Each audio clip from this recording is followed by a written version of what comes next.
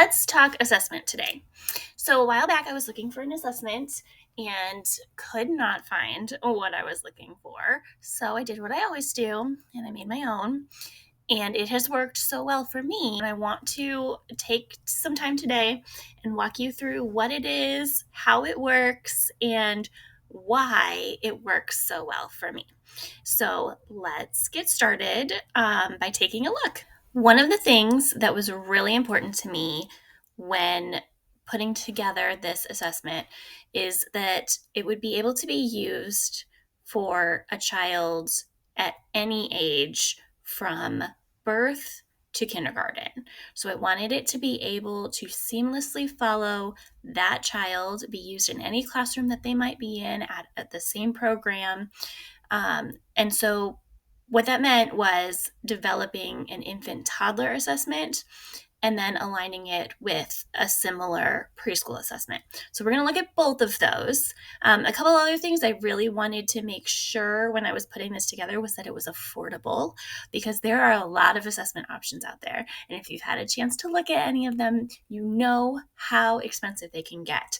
It doesn't have to be like that. And this is very, very affordable. I also wanted to make sure it was easy to use. You don't have a lot of time. I fully understand that. And making sure that the time you do have is spent well and very efficiently is super, super important. So it's super easy to use. And finally, I wanted it to be something that parents could easily understand. I'm going to show you the assessments in PowerPoint because this is actually available in my Teachers Pay Teacher store as an editable PowerPoint document. So you can do all of it on the computer, or if you'd rather, you can print it, write it out by hand, glue in pictures, that's fine too. But it can all be done on your computer. So you've got a great little cover here. It gives you exactly what's included, some links to the other assessments that kind of go along with it, and also the standards that it was based on.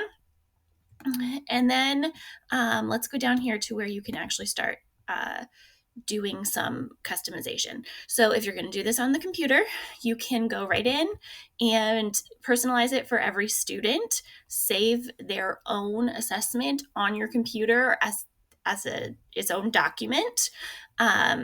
So that it's really easy to just, pop in and update quickly, save the file, and then move on with your day. Give some instructions on how to use it. Now, this one here is the entire portfolio set. So it includes the portfolio and the assessment checklist. So for our portfolio, the portfolio pages look like this. Each page lists a different domain and specific standard that the child is meeting here. You put the child's name in, whichever teacher is filling this out. Another great thing about saving the file on the computer is that if you're not the only teacher in the classroom, multiple teachers can fill in the pages, so it doesn't have to be all on one person. And then the date that this observation was made, so that you have a good idea of whether it was, at the beginning of the year, how old the child might have been at the time, and all of that. A description of either the activity or what you saw the child doing, and then some kind of evidence. So you can attach a photo, maybe a drawing. There are a lot of portfolio pages. So every early learning standard is covered. Everything from math, yes, even for your tiniest little infants, through social studies, art, language, physical and motor, social emotional development. So they're all covered in here. So I'm just going to scroll down super fast so we can get to the next section and you can see what that looks like. So the next section then is art portfolio pages so that you can document children's creative growth. And these look very similar, but it gives you an opportunity to share a description of whichever art exploration they're doing, the materials they might have used, some things that the child said during that art experience, and then either a photo of them doing the artwork or you could attach the actual artwork itself. And then we have the early learning standards checklist. So this is going to be your actual assessment checklist. The great thing about this one, you can decide.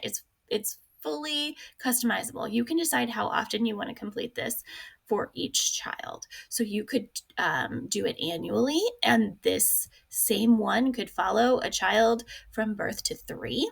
You could do it 3 times a year and then complete a new checklist for the child each year.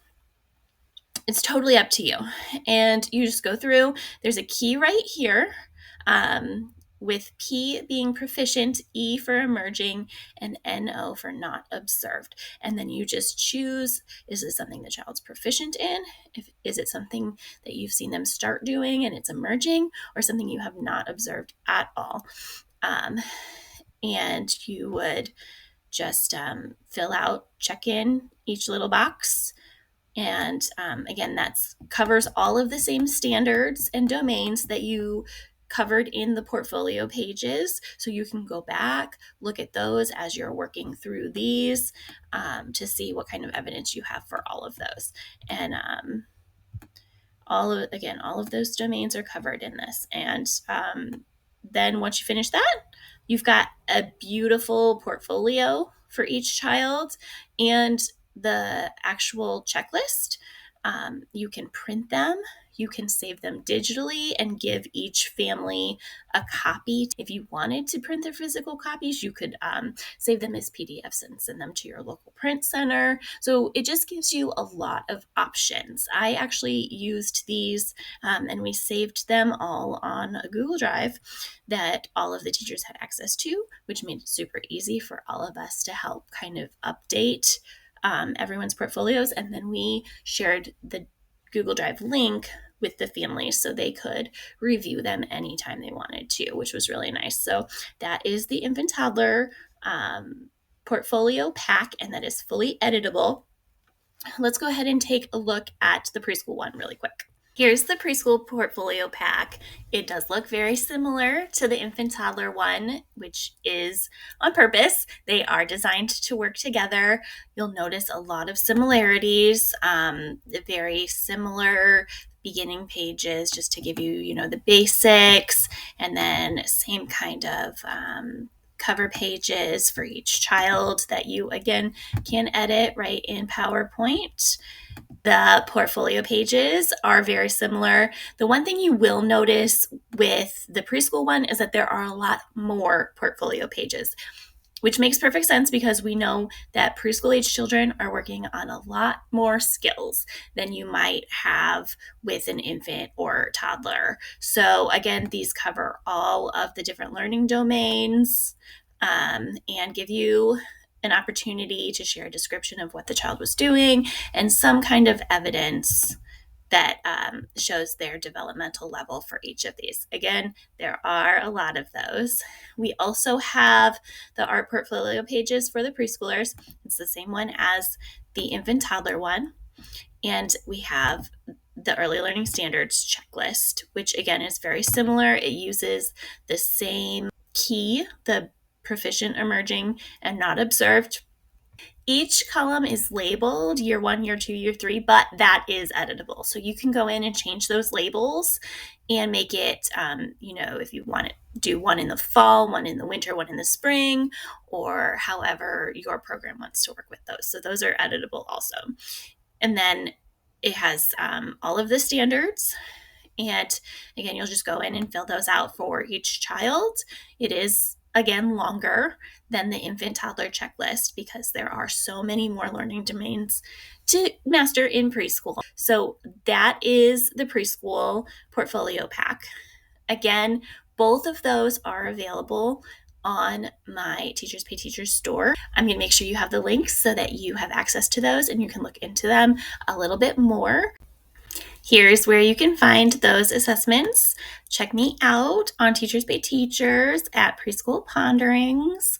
And if you scroll down the category along the side, you can pick assessments and portfolios. And here's what I have available.